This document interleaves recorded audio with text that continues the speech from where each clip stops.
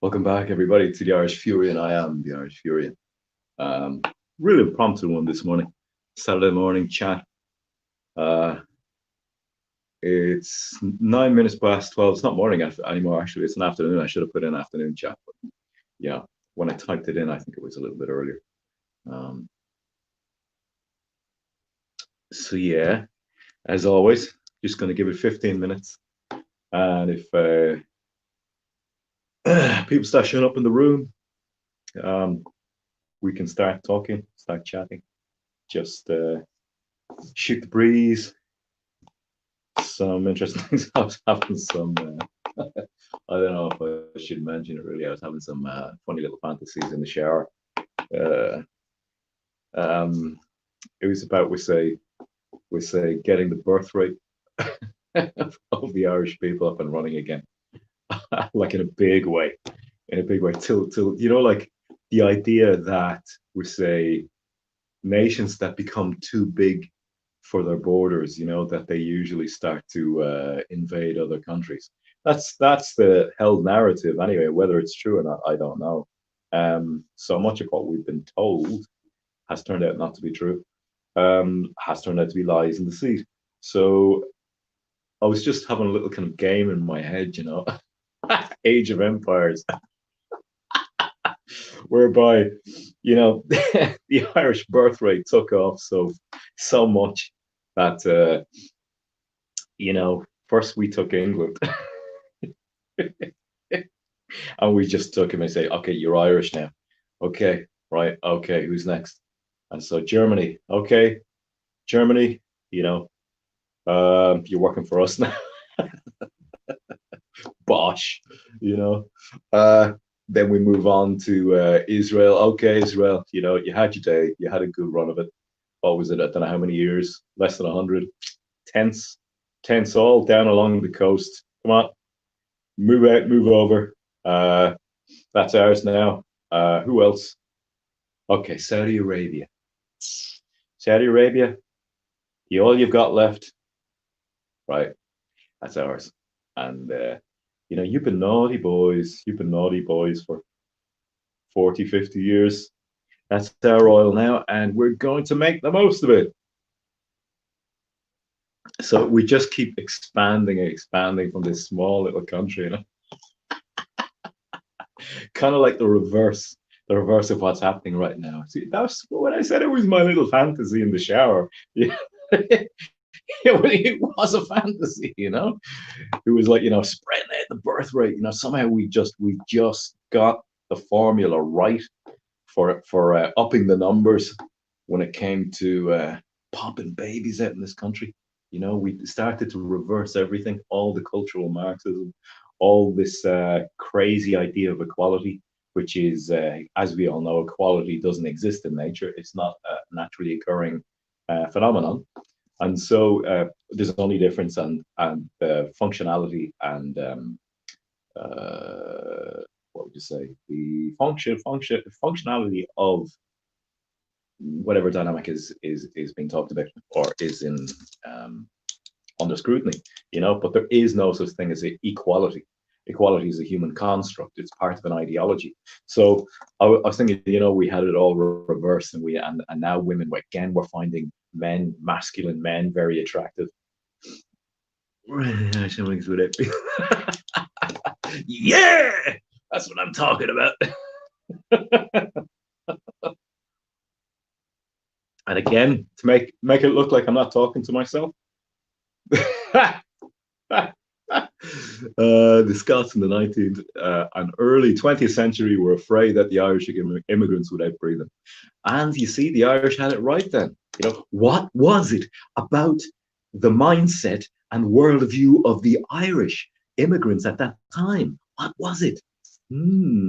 What is it about now that is stopping us from outbreeding anybody? So think about it. Work it out. And it makes sense. So my little fantasy was, that we were this tiny little country of Ireland was just breeding so many people. We were just churning people out, like 14, 15 children families were kind of the norm again, and we were just, we got production going along the West Coast or wherever. First, we took the North back, and then we then we invaded England. The Irish immigrants over there kind of sided with us and said, England, you've been good to us, but we are ethnically Irish, so we have to side with our brothers and sisters and our new nieces and nephews. And and then we just start kind of like moving into Europe. Sounds like the dreams of a madman, doesn't it? I've got an itchy, what do they call it? That bit of the nose again, where the two parts come down. It's like for channeling mucus. A septa or something. This part here. I've got an itchy septa. It's the dreams of a madman.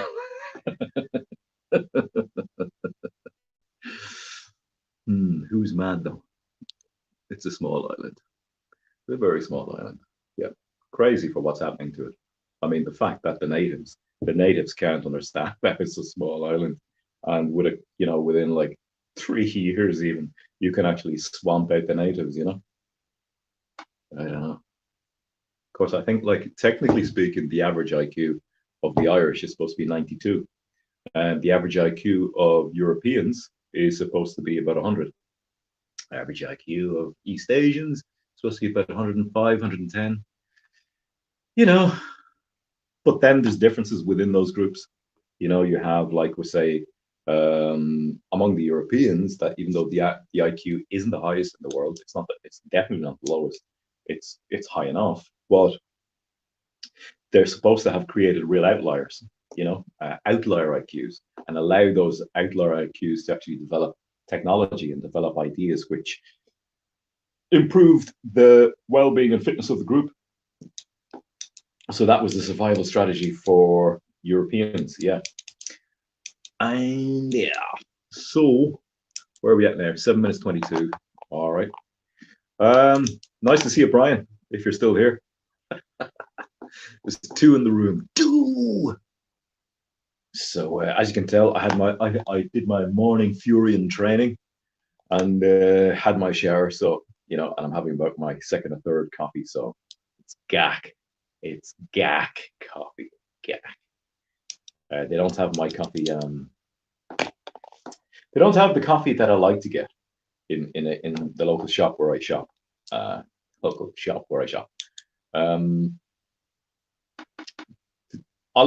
not a coffee connoisseur. Don't get me wrong.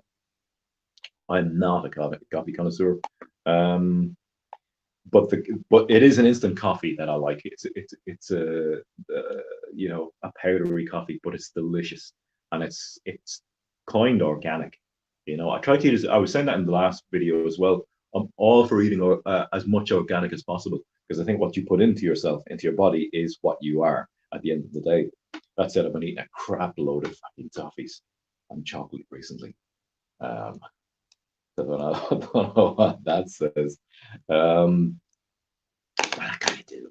So let me see. What was I talking? The coffee. Yeah. So the coffee I'm having right now is Maxwell House. The blue jar, and it's gack. But it's coffee. It's all right. I'll drink it. So, of the 2 in the room, who wants to talk about what?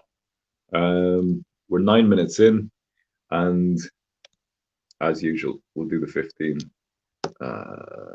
for completion and continuance. And today it is an overcast day where I am. Looks, it's gas. I knew of these 2 Spaniards who were buskers here in this city, and they used to play a kind of a mix of flamenco and something else in the city. This is before mass immigration, like.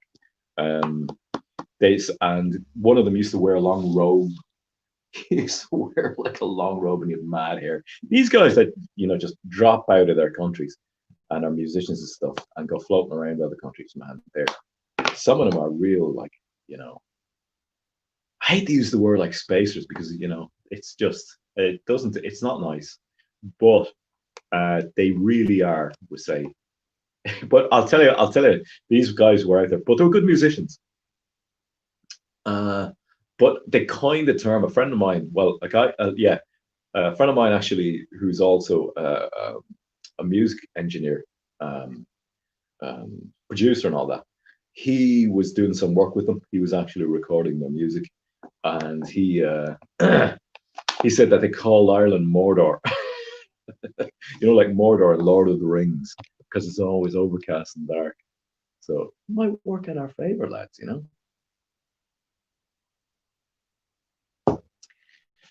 So lots of vitamin D, lots of vitamin D indeed. You know. Um, yeah. Uh, Anybody know, like, of the people here, right? Does anybody know what foods? I need to get my laptop up and running. I'm streaming this across the phone, as anybody who comes here regularly in the mornings knows this. Um, I'm streaming this on my Android phone, and I can't open up other windows and stuff and bring them in and all the rest and show everybody, and we explore them together, which would be really nice. But my laptop is in about 10 pieces in the other room because the hard drive was giving me problems. And it turned out that it wasn't the hard drive, it was actually Windows itself. I think it was corrupt. Um, my friend, he has an external hard drive reader. He was able to see my files and see that everything was okay. But it is possibly Windows that's is the issue. But it'd be so nice. I have a video showing how to put that specific laptop back together. So what I need to do is, in the video, he goes through the different steps, taking apart the different parts and the different screws. And the screws are tiny, really, really small, and some screws are even smaller than others. We're talking minuscule, and you got to know the right ones where to put them and which ribbons to connect for video displays and screen displays and all the rest of it. And he does it in an order. So I have to go through that video, and at every step where he does something new, I have to write down on a piece of paper at the time on the video where he's doing that, so I can reverse it.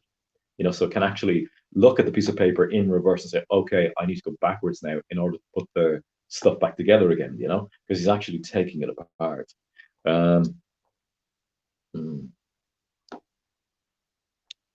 It is a small island.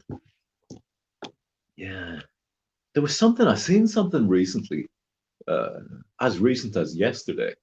I seen something there about Japanese fishing boats coming into what were previously Irish waters, fishing Irish stock.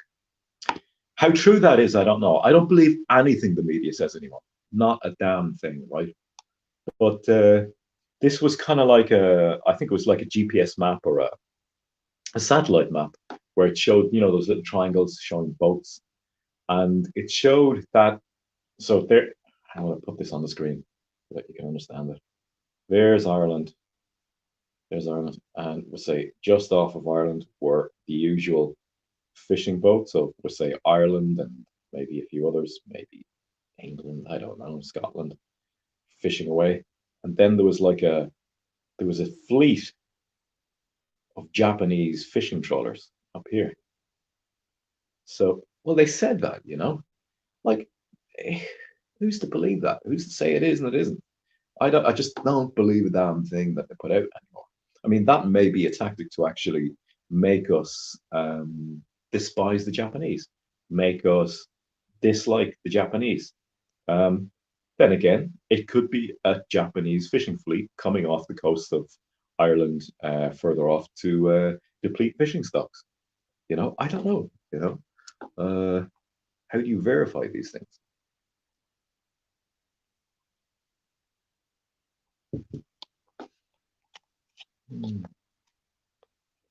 Yeah. Yeah, so I was saying that on another video, I was saying to people that it was so funny that I had watched that guy Conan Mac 2, his video, and he was talking about sustainability himself, and he was saying that it'd be a good idea to get a fishing rod. And it was so synchronous because I had just bought a fishing rod the week previous, and it's my first fishing rod. I've never fished before. I did once as a boy with a neighbor's father. we just caught little roach or something in a lake. But I'm just thinking of going out the estuary here and just doing a little bit of fishing. But I have to get a fishing knife, one of those long curved knives, to gut the fish. And I've never done anything like that. So this, it, I'm not great at that stuff. I mean, I didn't grow up hunting. I didn't grow up fishing. I'll be the first to say that. I'll say I'm not going to pretend I'm any kind of yeah, man, what's his name, Hogan? That on those Australian. Oh, I wish that. Okay, there you go. There you go. The car alarm stops. I'm not going to pretend I'm any kind of serious outdoorsy guy. I've gotten very interested in recent times, and I'm finding certain things fascinating and interesting. The fact that you can sustain yourself off freely and naturally available things in your environment. And the idea that say if we say food supply lines or food supply chains did break down in another couple of years.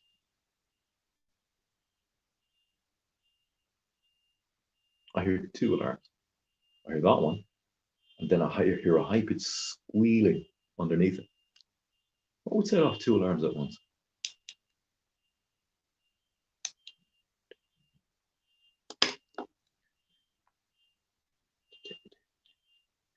Put a techno beat behind that. But yeah, the idea of actually gutting a fish and chopping its head off and all that, it's just I am just a little bit squeamish thinking about it. But I want to do it because, and I want to do it about at least 5 times, so that I sensitize myself to it. So that I give myself a chance to see how. Like if you do it once, that's no good. It's kind of like training, physical training. If you like, an aunt of mine said to me, my first cousin had started working out in the gym. I said he goes there once a week. I wonder, are car alarms like that set to go off at periodic times when they're set off? Do they have like they give a break and then they do it again, they give a break? Hmm.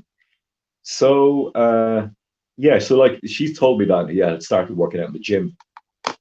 Working out in the gym once a week. And I said that's he needs to do more than that. I said he needs to do at least 3.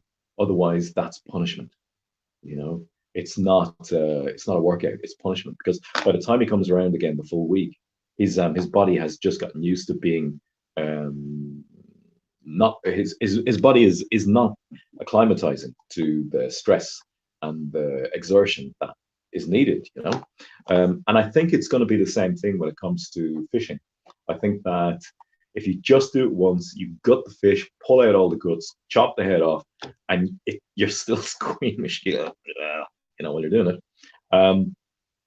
You're not giving yourself the chance to actually see how you are when you've done it a few times. So if you do it once, okay, you're squeamish. You do 2 times, you're still squeamish. You do 3 times, you do 4 times, and then you do 5 times. And all the time you're becoming less and less disgusted by it. You're desensitizing yourself to it. So I think you need to do something like that at least 5 times to go, okay, it's not that bad. I can deal with this. And look, I have food to bring home. So yeah, bought myself a cheap fishing rod. It's getting cold now. It's heading in towards getting cold. I would still do it. I mean, weather and cold and stuff like that. Like if I had to, I would still do it. I'd even do it. I'd do it regardless of the weather conditions if I had to, and I would do it. I would still push it to do it for research purposes and to bring food home to eat, and to enjoy that and say, look, there's something I've caught. I'm eating it. I fed myself, which I think is pretty cool. I'm also looking for a patch of land. I'd also like to acquire, we'll say, about a half acre of land to grow my own veg on, and start with that. I think if you have the meat, the fish, If you have the veg, you grow on your own veg, you could put a polytunnel on it, and then you can actually grow it in. You could extend the growing seasons, uh, and then you would have we say roots, tubers for carbohydrates, and then you could also then you'd have the meat, you know, and it would be like if you think about it, it's okay. And then if you actually put, we say, a chicken run on, you'd have eggs. This is all on a half acre, you know. Hey, Colin, how's it going? How's it going, man? Just talking about, I suppose really what I'm talking about here is sustainability from the point of view of feeding ourselves. Oh, yeah, good afternoon, exactly. Yeah, I said the same thing at the start of this. I noticed that it was after 12 when I was just sipping the coffee there. So just take that there. Yeah, so I was saying that if Colin, I was saying that I recently bought a fishing rod, and you know, I'd like to acclimatize to cleaning fish and descaling and gutting and all the rest of it. And I think you need to do that at least 5 times in order to give yourself a chance to see how, hello to you, how that goes, you know? Um, yeah, and once you got the fishing down, there's your fish, right? If I could get a half acre of land, you could grow vegetables on that and put a polytunnel on it. And then you would have extend the growing seasons that bit longer. Also, with a polytunnel, you could do more things. You could actually put heat lamps in there. You could, there are many different things you could do with it. You know, I'd go to town on it. I really would. I live in the city, you see, so I'm actually I'm in rental land, you know. So yeah, I'd like to do away with it eventually. After a while, I'd like to be gone from it, you know. Um, and it's a goal, it's a dream I have. So, and I would suggest you all have that dream and goal as well, you know. Um, if you can grow your own veg, if you can fish, if you have water near you, if you there we go again. If you can put up a chicken run with a chicken hutch, you could have eggs. You could have eggs regularly. Uh, that's phenomenal. You know, eggs themselves are just, and chicken poo actually is really rich. It's incredibly rich fertilizer. So your chicken run with your vegetable growing would go hand in hand. It'd be perfect. Um, Ducks too. A few ducks are good because ducks are very good at picking slugs. Ducks are very good for getting things like slugs, which eat your brassicas and your leafy vegetables. You know, as they're growing. Chickens. Did you hear the car alarm? Right at the end there. Beep, beep, beep, beep, beep. It went up at the end. It was very strange. It's like somebody squeezed the car. Stop that fucking ringing. Okay. So, yeah, chickens scratch a lot. They scratch the ground. They can be a little bit destructive. So it's kind of like we say the difference between goats and sheep. Goats are good for some things when it comes to growing stuff around your plot. I think goats will eat everything. They'll pull the roots up. They're good for bushes. I think that's what it is. They're good for keeping bushes back. I think they'll even eat thorny bushes. Sheep will graze like a lawnmower. They'll just go over the top. They won't pull the roots up. Um, and you could grow like you could have different kind of creatures that grow warm fur, warm wool that you could turn into wool. There's llamas, alpacas, things like that that you could use. Just have a few of those. But then you'd want to, I suppose, if you're starting to get that much, you'd really want maybe a little bit more than half an acre. Maybe you'd want an acre and a half. You know. So yeah, this is just dreaming, and you've got to start with a dream, or otherwise, um, you don't you don't have a what we say a path in order to cleave out for yourself. You know. So anybody want to talk about anything? There's four in the room. Mention somebody, and we'll chat about it for a bit, and then I'm going to split. Again, I wasn't even going to live stream this morning, but um, I just said I would give people a chance to speak and chat and put up their comments and talk about it. Even if somebody wants to come on for a chat sometime, like a live stream, just chat on the thing. I'm still not sure about my own audio when it comes to that. I tried putting headphones into that little adapter. I tried putting headphones into that. This is where my lapel mic comes through, and you're hearing me right now through that. Like if I go, like if I do this, can you hear that? So thing is that when I put headphones into that, I can't hear the other person. Hey, Jimmy Johnny, how you doing? You think the U.S. election is fraudulent? I said, all Trump have. It's all fraudulent. It's all like, it's a farce, man. It's theater. It's theater. There's no government. You know. I know that sounds like a crazy thing to say to people who haven't entertained that idea yet. He's the most left-wing president ever in the history of the United States. He's actively bringing communism to the United States. When I was living in bed 6 years ago, look at his behavior. Just look at the behavior of Trump. He has brought in universal what's the word? Income. He's put trillions into universal income. You know, under the pretext of care, some kind of care. You know, during the cold and flu system, businesses are being dismantled. He's not doing anything about that. They're doing away with the middle class, so you're going to end up with just the very, very rich and the very, very poor. It's communism, you know, all over again. When I was living in bed 6 years ago, I used the bass drum as a yeah. I went out with a hot young drummer, female drummer, years ago. I actually saw her yesterday. I hadn't seen her in ages. I hadn't seen her in a couple of years. She was out walking. I won't say that. Jimmy Johnny, do you want to talk more about that? What do you know about this stuff? The US election is fraudulent. It's not even fraudulent, you know, it's the wrong word. It's, in my understanding, it's the way it is. It's the way it's set up. It's always been that way, you know? It's only now that we're beginning to see that there is no such thing really as democracy, that what they do is they take two actors, put them up and say, okay, you guys do your thing. And but always remember, this is what we stand for. This is what we ultimately want, and you're not to go against those things. And that's what they do, you know. Better off with coffee cans.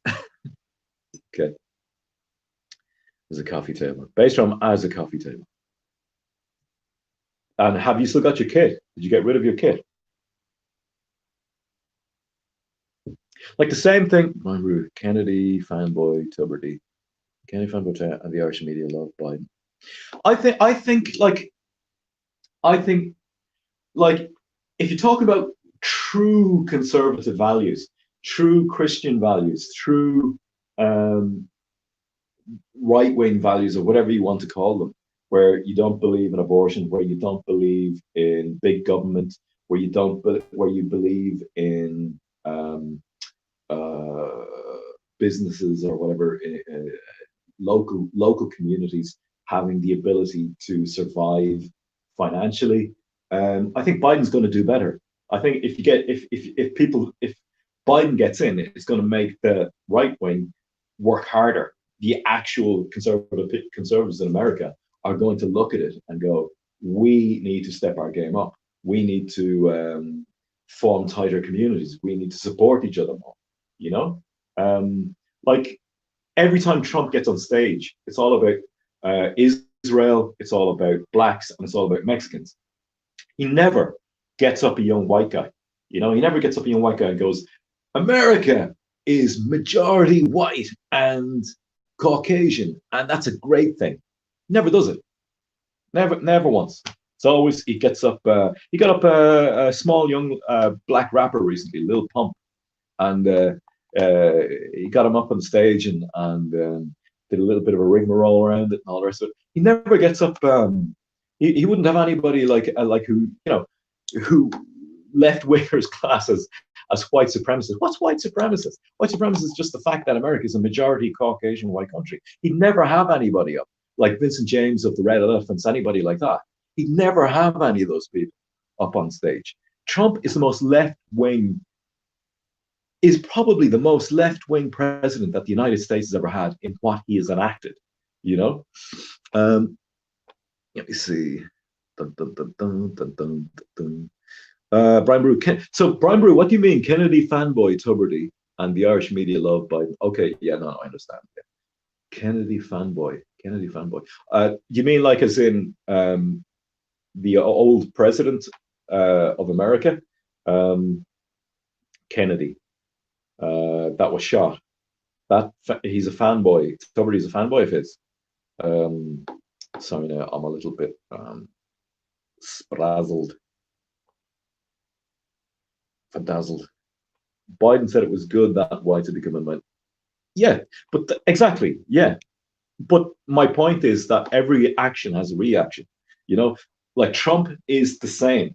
Trump isn't doing anything different. In fact, he's worse because he's saying something. He's behaving in one way, and he is who he is, and then he does absolutely nothing. Have you noticed, like, you know, Tony wrote a book about. Oh, did he? All right. Ryan Tuberty wrote about why. Why would he do that? What's that all about? Plot thickens. Why would Ryan Tuberty write a book about John F. Kennedy? What's going on there? All righty. That's interesting. Yeah, build the wall. Exactly. Yeah. He's really built the wall, hasn't he? I know, you know, he doesn't like the fact is that America is a majority Caucasian country and he never celebrates it. You know, he never says this is a fantastic thing. What would be wrong with that? You know, it would be deemed white supremacist, would it? Really? You know, it's insane. You know, who's about? So Brian Bruce says it was about John F. Kennedy's visit to Ireland, I think. Oh, hang on, Jimmy Johnny's got a good one here. Truberty, Truberty is a cousin of the F.F. Andrews family. F.F. Andrews. Who are F.F. Andrews? Can you tell me, expand on that, Jimmy Johnny? Give me more info on that, F.F. Andrews. Brian Bruce says Trump lost the white male vote. He did, absolutely, of course he did. He never gets like a representative of the white males in America, Caucasians, and say, look how good for the country these people are. You know, look how they pay most of the tax, which supports the rest of the people. You know, they don't say, look at the history of Caucasian white males working in America and not having any issue with their taxes being spent on supporting minorities. You know, that's Trump. So, Fianna Fáil Andrews family. Fianna Fáil Andrews family. Okay, I'm not in the know about that. I'm not clued in about that. Fianna Fáil Andrews. Andrews. Who are the Andrews in Fianna Fáil? Gotcha, Jimmy Johnny. Yeah, Fianna Fáil FF. Okay, got it. Okay, we got a bit of a chat going on here. This is good. So, like he never closed down Planned Parenthood. Planned Parenthood is an abortion organization in America. You know, it's for killing the unborn. You know, he's supposed to have been for Christian values in America. He never did. You know, I'll give you another one. Like, have you ever seen Trump holding a mobile phone? Have you any? Can you dig it out of the internet, out of a Google search? Have you ever found a picture of Trump holding a mobile phone? Right? Go look and see. Can you find that? All right. Now, Trump is supposedly all the time tweeting. Okay, he's supposed to be all the time sending out tweets from his phone. Have you ever seen a photograph of Trump holding a mobile phone? Ever? You know, you've got to see how the what's presented to us is a lie. You know, and I'm saying this about the phone and about photographs of the mobile phone to show you how the lie is supported.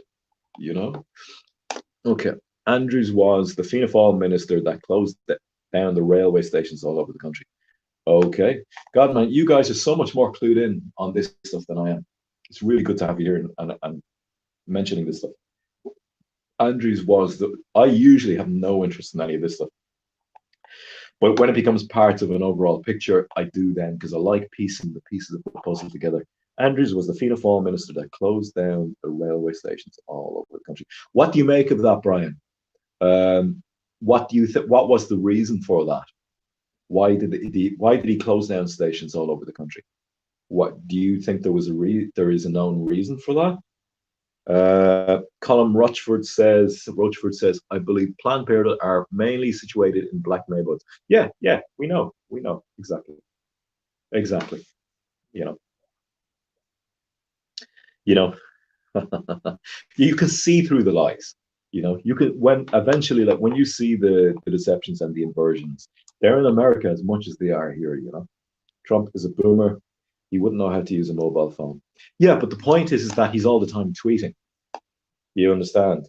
It's like he's supposed to be all the time sending out tweets, presidential tweets, but he's never on the phone. You never see a photograph of him on the phone. You know, that's the lie. That's the deception. Somebody's doing that for him. You know, he's never on it. He has somebody. There's somebody within that department or group behind the scenes who is supposed to be Trump sending out tweets, but isn't Trump. You know. Jimmy Johnny says Bill Gates' dad was high up in Planned Parenthood. Really? Jeez, man, you guys have so much information that I have no idea about. That is fantastic. Really? Hang on a second here now. I am just going to plug in my charger because I'm heading out in a while, and I want a full charge on my phone. Well, not a full charge. I want it over 50% anyway. I'm down to 41. My battery is losing capacity.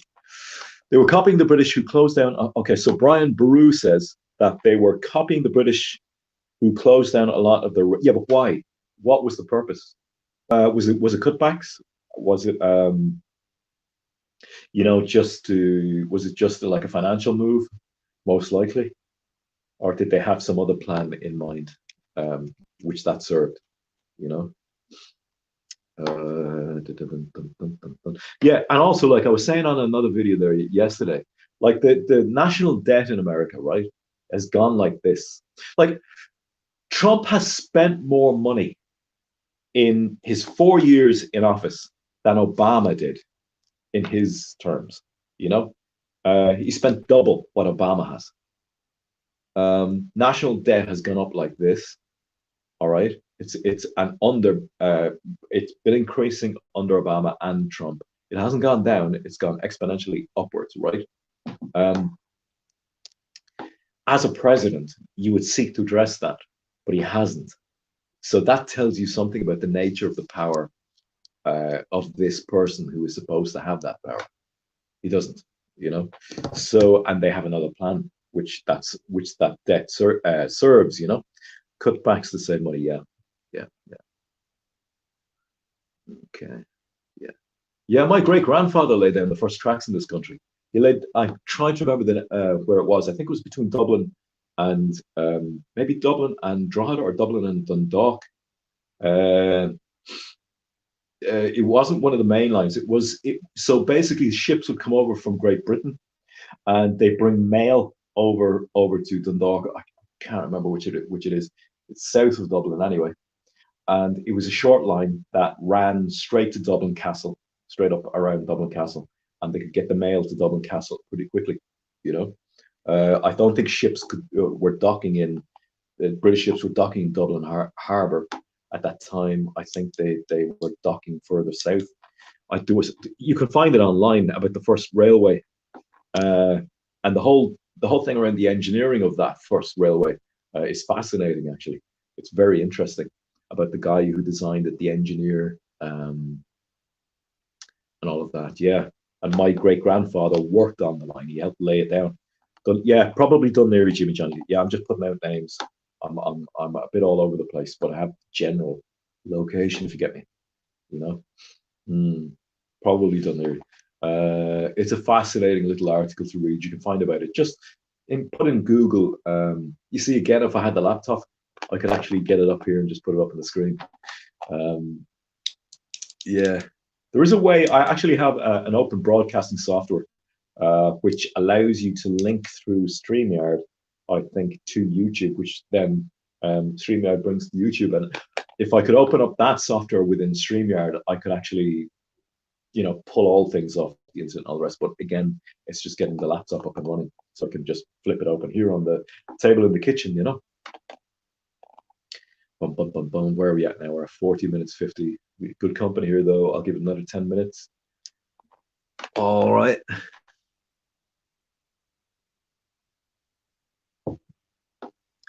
Looking back on the rest of the chat, messages you were putting in here. Trump, Planned Parenthood, yeah. Yeah, and there's the Fianna minister. Okay. Yeah. It's always for the larger plan, isn't it? There's always a larger plan at work. I say that like a true, like a real conspiracy theorist. There's always a larger plan at work.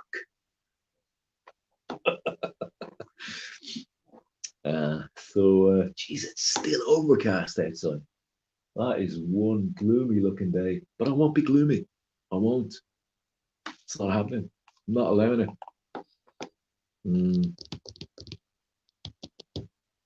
I think there was a narrow gauge as well. I think that the railway line that ran from Dublin to Dunleary was a narrower gauge railway line. Yeah, same in Cork. Cork here, there was a railway line that ran from.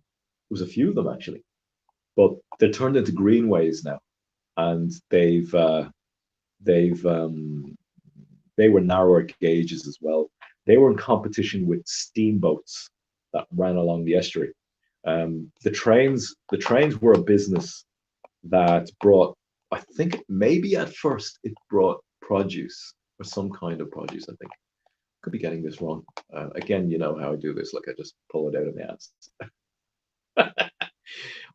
Kinda. I'm remembering the stuff that was written on the signs, and I think then they went into passenger. They began to take people to and from Passage West, Monkstown, that kind of thing, to Cork City. This is back in the 1800s, I think, late 1800s, early 1900s, maybe. And then what happened was that some smart business guy began to do the same thing with steam boats, and basically it was faster. They got there quicker. I think it was for commuting as well. It was just a quicker service, and it overtook the railway line financially, and then the train line was closed down, which now in recent times they turned it into a greenway for people to walk, cycle, and all that. So you had these little lines around the country with narrower gauges, um, which are a part of our history, and I find them really fascinating. As I grow older, it seems to be one of the things you become more interested in these things as you get older. You seem to take like it's something. I think that's definitely something that you don't have a mind for when you're younger, unless you're unless you're one of those kind of groomed for it type of younger people coming in a political family or something. I think that you don't naturally start to invest yourself in that level of outsideness outside yourself and your own group. You don't start to understand systems or structures that far out until you're in your 30s, I think, late 30s, early 40s. And then you start to take an interest in, we say, how everything in the wider sphere works, how they interact, how all the systems are kind of connected. And you know, how finance and business and commerce and all that underpins a lot of these things, and the operation of these things, um, and the lack thereof, which may be on the horizon. You know, so no fear, no fear. Nope, nope. So where are we at now? We're at 45 minutes. Okay, guys, I'm going to give this to 50.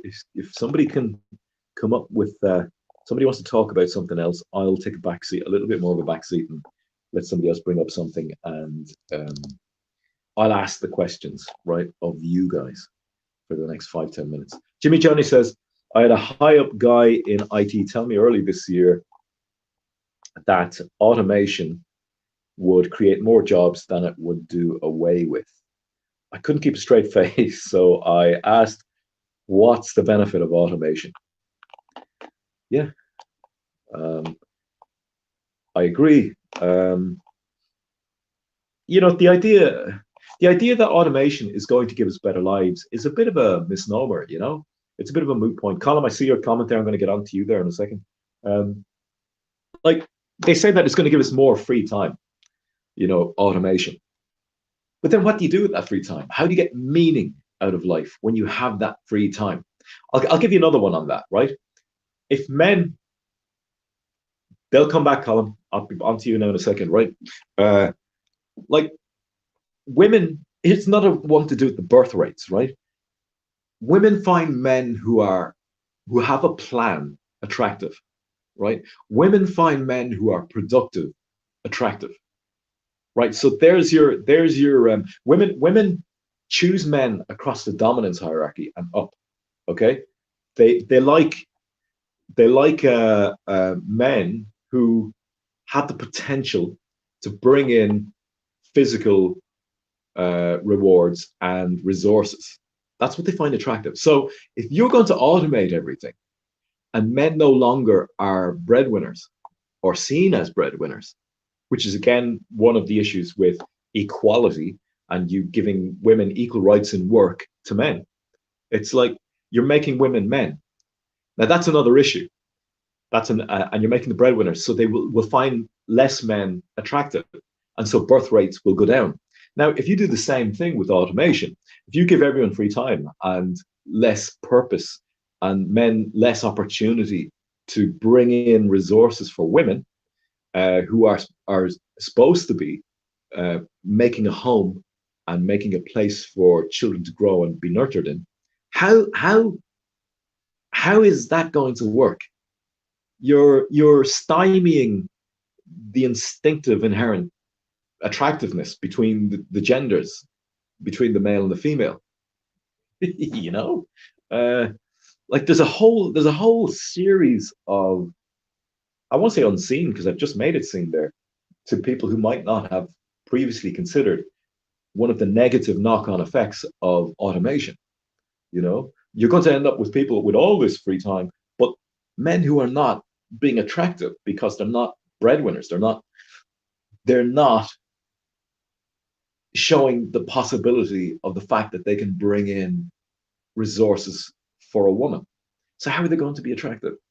That's one of the negative things I see with automation. Anyway, but I agree with you. I think I agree. I don't see how automation can create more jobs. Can possibly create a few different jobs. I'm not really sure. Uh, and I'll get on to Colin there. So Colin says, years ago, we were basically self-sufficient with our sugar company and farm products. All right, Irish-owned community, sustainable support. Yes, yes. Um, yeah, they were really good times in Ireland, I think, when there were companies, there were factories and companies making stuff around the country, and it was um, before we had this group who outsourced our production to other countries. You know, I think the EU has been a big part of that. Uh, Again, the EU is just another shop window. It's a facade for the desires and influence of, you know, whoever's behind that. Um,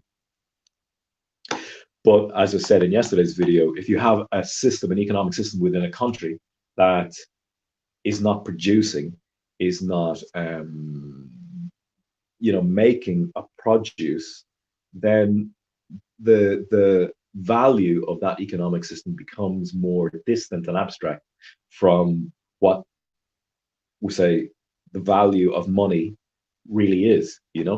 Um, yeah, I remember that. Yeah. Yeah, okay, so moving on to a lot of arts and craft skills disappeared. Um, yeah, they did. They did. I think a lot will come back, Colin. I think that as this system is phased out and as they impose a new system, um, I think that there will be a deficit in that new system as imposed, as is with all communism. Um, if like I'm calling it communism loosely, impo an imposed economic system which is different from the one that we just had. I think that um, people will still need services, local services, and still need skills that will come to the fore again, if you get me, as new communities develop. Um,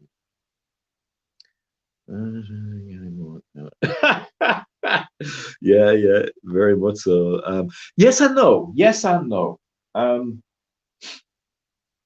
that's a good. That's a good something to ponder and think about. Um, I see. I see quite a lot of masculine young men still, but I do see what you're seeing and why you mentioned that.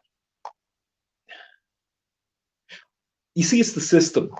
Again, it's the system. Look, I was out in a satellite village there yesterday or the day before, and I got talking to one of the guys delivering. I had a beer yesterday. I bought myself a bottle of beer, so I was outside a local off license, and the guy was delivering the beer. He came over and he started talking to me about my bike, and he said he was interested in bikes himself, and he's a local himself from roughly around there. And just we were kind of pinned up against the wall. There was a bus coming by at that point. There was a beautiful young woman with obviously dyed blonde hair driving the bus. And I am not politically correct, and I forcibly am not politically. I said to him, "Why isn't she at home making babies?" And he goes, "Jesus, you could be shot for that." He goes, "You could be shot for that," and he left at that point. Now he didn't leave in a bad. It's just his mind couldn't believe that a man would say that, and that's where we're at right now. So you wonder why we have birth rates below replacement rate, if we do. If the stats are correct. They say that the Irish birth rate is about 1.8, replacement rate is 2.1. But I said to him then, as he walked back across the road, I said to him, I said, said, I can't make babies, can you? I was like, I got talking to him again after that about the bike across the road, like a shed over or something about bikes. And we started chatting about this. So there was no ill feeling. But the fact that he turned around and said to me, "Oh, you could be shot for that." That a woman in her best years, her most fertile years, driving a bus, like a beautiful young woman who is obviously radiant with fertility, right? Now, unless she has some personal issue that she can't reproduce or give birth. I don't know. She's very young looking at me. She's only about 25, 26. I was like, in modern Ireland, where we kind of celebrate now. I say, yes, there's a woman who's equal to men. That's the narrative, right?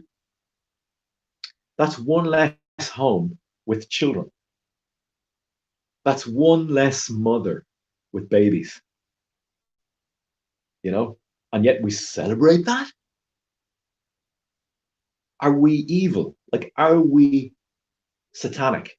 That are we in a death cult that we don't want to see our people, replenished? We don't want new versions of us. You know, are we? Like it seems like we are. If we're celebrating that there's a woman sitting behind a big wheel, looking at cars all day long, looking at other drivers and going, "Yeah, excellent." She's not at home making new life, nurturing new life. She's driving a big machine. Yeah, what kind of people are we? What are we doing?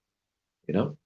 So Irish men are getting more effeminate, and you do see like the whole push from universities and young men coming out. Like in a local Tesco's here where I am, there are two very slender, skinny men working at the cashier.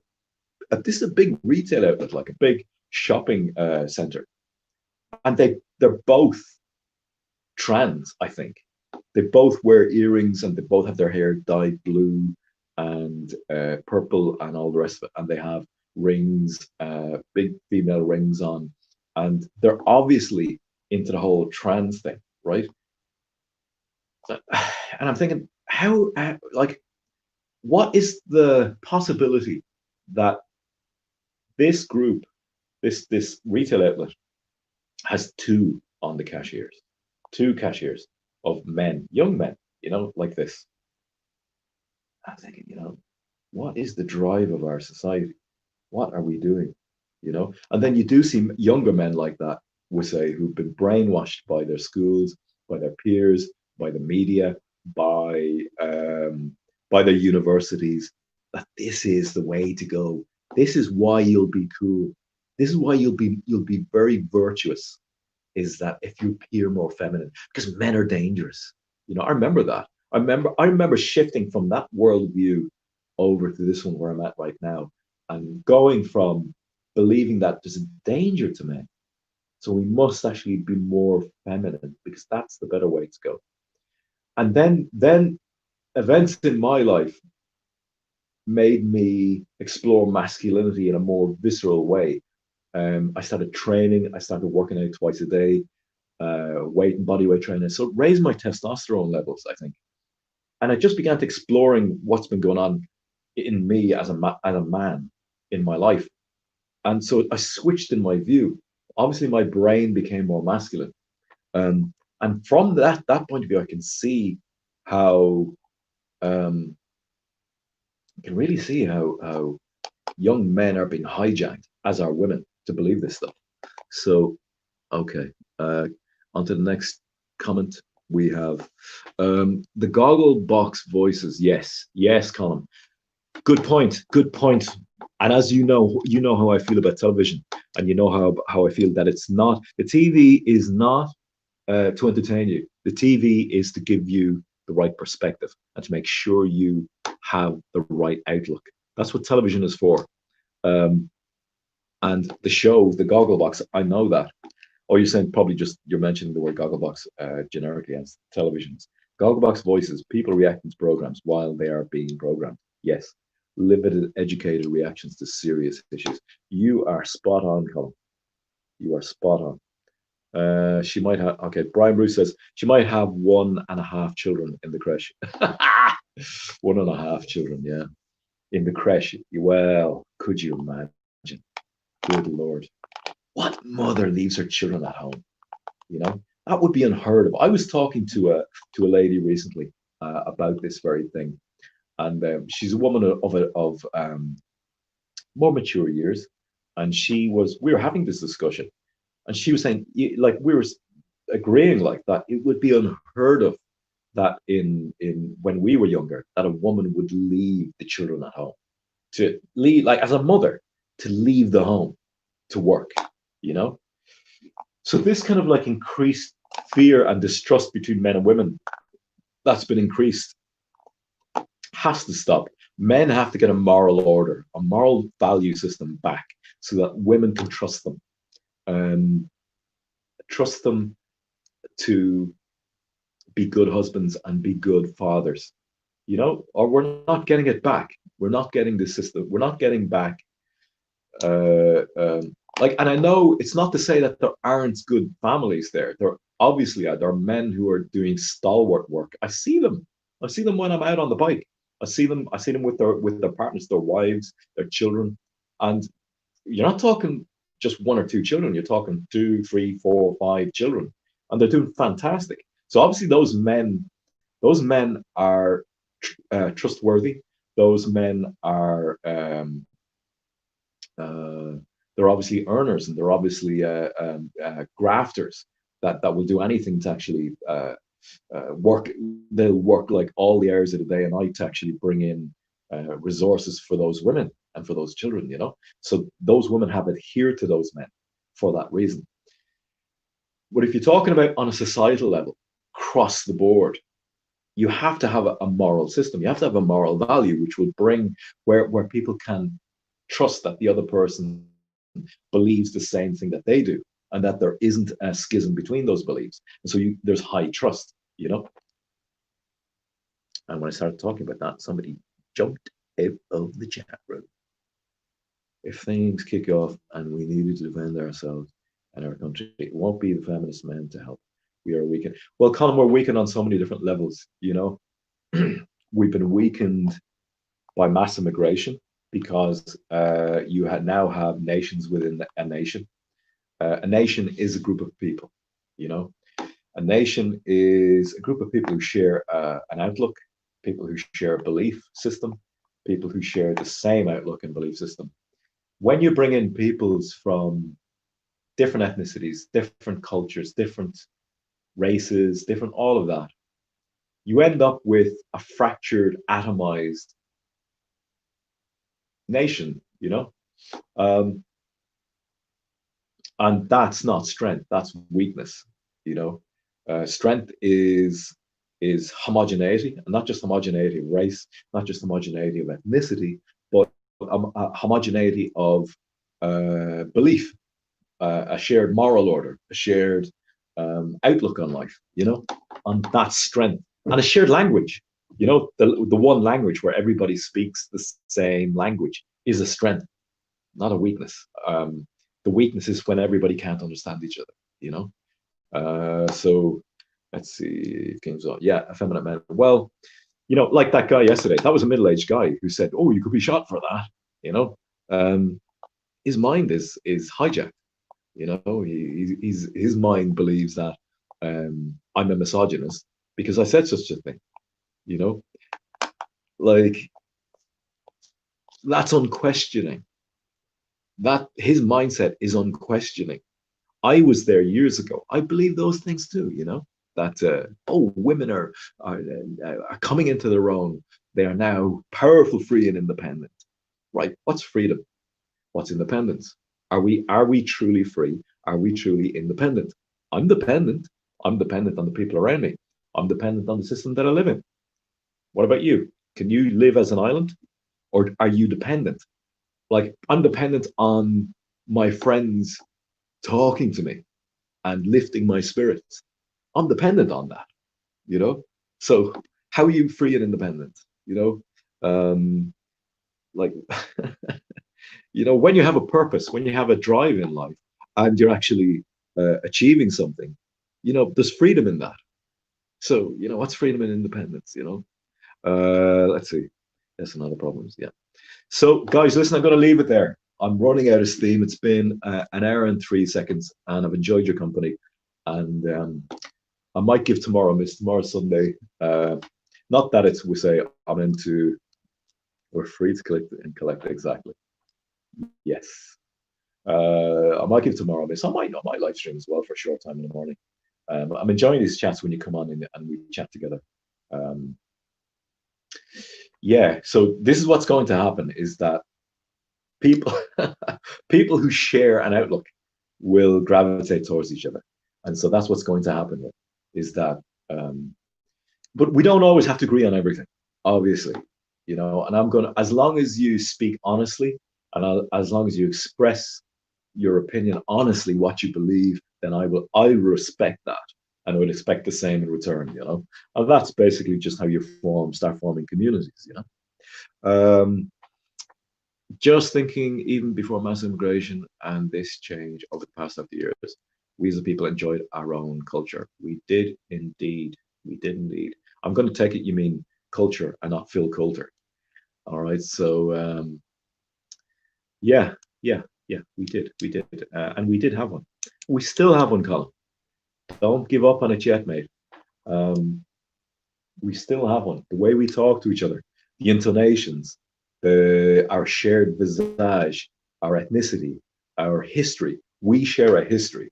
You understand?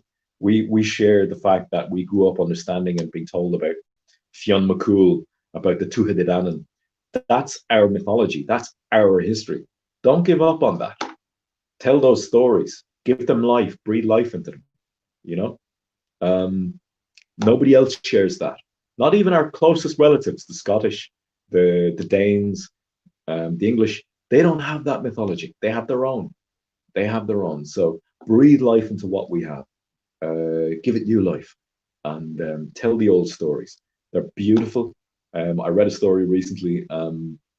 Very long, and I don't think I copy and pasted it correctly into Telegram. It was about Diarmid and Grania, and I just thought it was so wise a story. It was fantastic, and there was a beautiful image at the top of Diarmid dying and Grania holding him, and I just thought it was the entire story was so well told and it was so well written down. Um, that these stories have life and they have meaning in our current existence. So that's our history. That's how rich it is, you know. Breathe life and go research them, bring them out, bring them out. I found a YouTube channel that I linked those stories. Some guy telling stories about Irish mythology. They're further back in my Telegram. Uh, Telegram is an app for anybody who doesn't know. Telegram is an app that you can communicate among ourselves um, easy without censorship. But I found a YouTube channel. He's an American, but he tells Irish mythological stories really well, and he puts beautiful images above them, um, beautiful paintings and artwork and stuff. So give that stuff life, bring it back. Don't forget that stuff. Just because we're experiencing this in our country right now, we're still a nation. We're still a people. You understand? We have a heritage. We have a history, and not to forget that. All right. Okay. And that's beautiful. It's a beautiful thing. Okay. Take care. I'm going to go now. And it's good to have your company. Talk to you again.